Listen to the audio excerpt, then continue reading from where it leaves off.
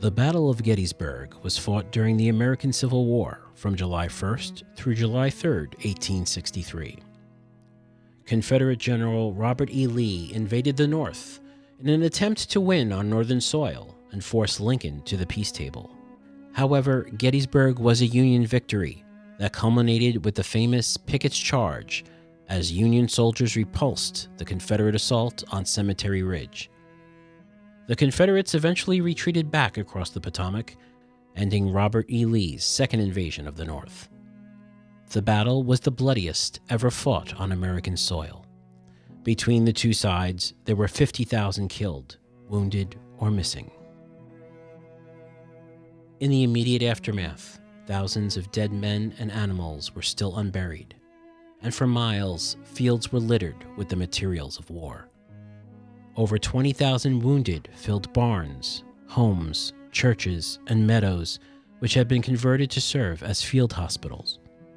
The Gettysburg community of 2,400 citizens, not used to the hard hand of war like numerous communities in Virginia, were overwhelmed with what had happened around them and what had been left behind. Pennsylvania Governor Andrew Curtin visited the battlefield with local citizen and lawyer David Wills on July 10, 1863, and was shocked by its condition. Graves were left open and bones scattered. At a meeting of state agents in Wills' house several days later, the idea of establishing a permanent national cemetery for all Union dead was advanced. Governor Curtin approved and gave Wills the authority to oversee its construction. Governors of other northern states pledged their support, and agents from New York, Ohio, Indiana, Connecticut, and Massachusetts arrived in Gettysburg to offer assistance and direction for the burial of their native sons. Local men were hired to remove men from the battlefields and rebury them in the new National Cemetery. David Wills wrote to President Abraham Lincoln to invite him to speak at the cemetery dedication to offer a few appropriate remarks. President Lincoln started writing his speech while in the White House 3 days before the dedication. When Lincoln's train pulled into the station in Gettysburg on November 18, 1863, he was greeted by immense crowds and dignitaries while a Marine band played. He walked to the town center and to the David Wills house, where Lincoln stayed as a guest of the Wills family the night before the dedication. In his bedroom, Lincoln sat down to finish his address. Today, you can visit the David Wills house, which is run by the National Park Service, and stand in the room where President Lincoln finished revising the Gettysburg Address. You can even view the original bed that Lincoln slept in the night of November 18, 1863. On November 19th, as many as 20,000 people converged on Gettysburg to honor the dead and to catch a glimpse of the visiting dignitaries. The keynote speaker was Edward Everett, a celebrated orator of the day and a former president of Harvard. He spoke for 2 hours, and then Lincoln rose.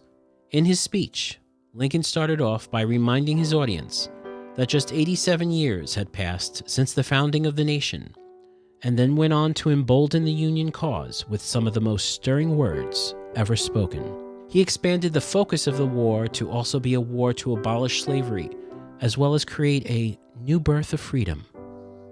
After the dedication, Everett wrote to Lincoln praising him for the speech he delivered. "I should be glad if I could flatter myself that I came as near to the central idea of the occasion in 2 hours as you did in 2 minutes. And now, ladies and gentlemen, the President of the United States, Abraham Lincoln." 87 years ago, our fathers brought forth on this continent a new nation, conceived in liberty and dedicated to the proposition that all men are created equal. Now we are engaged in a great civil war, testing whether that nation or any nation so conceived and so dedicated can long endure.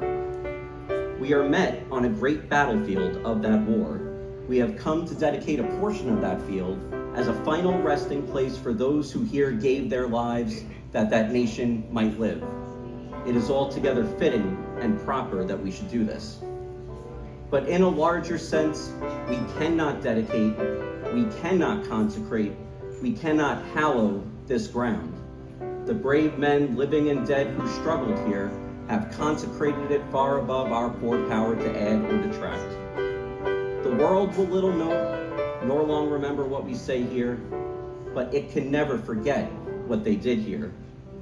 It is for us, the living, rather to be dedicated here to the unfinished work which they who fought here have thus far so nobly advanced.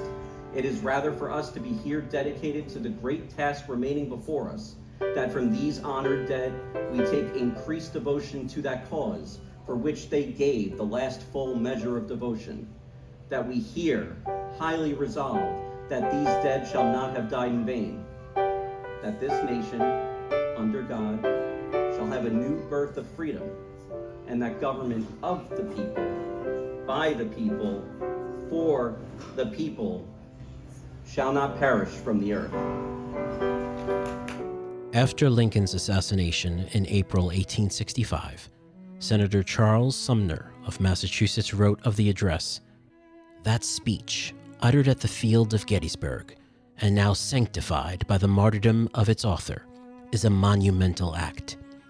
In the modesty of his nature, he said, 'The world will little note, nor long remember what we say here, but it can never forget what they did here.' He was mistaken. The world at once noted what he said, and will never cease to remember it."